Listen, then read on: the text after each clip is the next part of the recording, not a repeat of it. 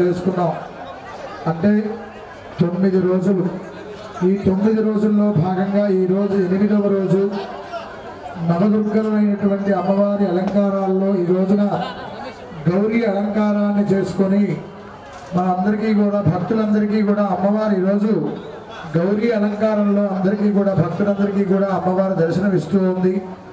మరి ఈ రోజున 8వ రోజైనటువంటి గౌరీ అలంకారంలో భక్తులందరూ కూడా కోటి కుంకుమార్చనలో సామూహికంగా అందరూ కూడా పాల్గొని అత్యంత విశేషంగా భక్తులందరూ కూడా ఈ ఉదయం పూట అందరూ కూడా శ్రద్ధగా కుంకుమార్చన అంతా కూడా జరుపుకున్నారు।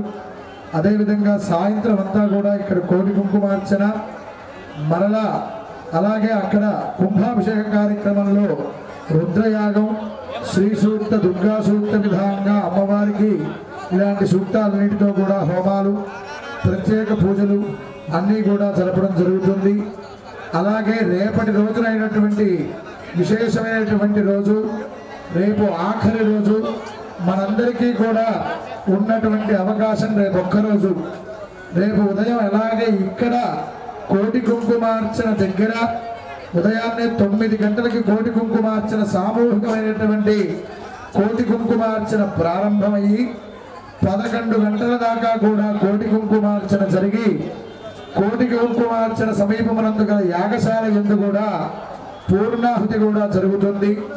కాబట్టి భక్తులందరూ కూడా ఇన్నాళ్ళు వచ్చినటువంటి భక్తులందరూ కూడా రేపు ఉదయం అంతా కూడా ఈ కోటి కుంకుమార్చనకి విచ్చేసి మహాపూర్ణాహుతిని అంతా కూడా దర్శనం చేసుకొని మనం అందరం కూడా ఎప్పుడో 12 సంవత్సరాలకు ఒక్కసారి జరిగేటువంటి మహాకుంభాభిషేకం అందరూ కూడా దగ్గరుండి తిలకించి అమ్మవారి యొక్క తీర్థ ప్రసాదాలని ఆ కుంభాభిషేక జలాలంతా కూడా భక్తులందరూ కూడా శిరస్సును ధరించి ఆ అమ్మవారి కరుణా కృపా కటాక్షాలకి పాత్రులు కావాల్సిందిగా కోరుతున్నాం।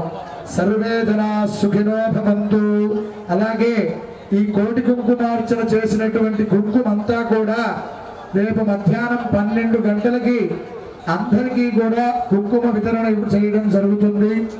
కాబట్టి 50 మంది భక్తులు కూడా దీనన్నింటినీ కూడా గమనించి ఈ కుంకుమార్చనని చేసినటువంటి కోటి కుంకుమార్చన చేసినటువంటి కుంకుమని వరుసగా క్యూలో నెమ్మదిగా వచ్చి అందరికీ ఇవ్వడం జరుగుతుంది 12 గంటల పైన। కాబట్టి భక్తులందరూ కూడా గమనించవలసిందిగా ప్రార్థన చేస్తున్నాం। సర్వే జనా సుఖినో భవంతు। ఓం శాంతి శాంతి శాంతి।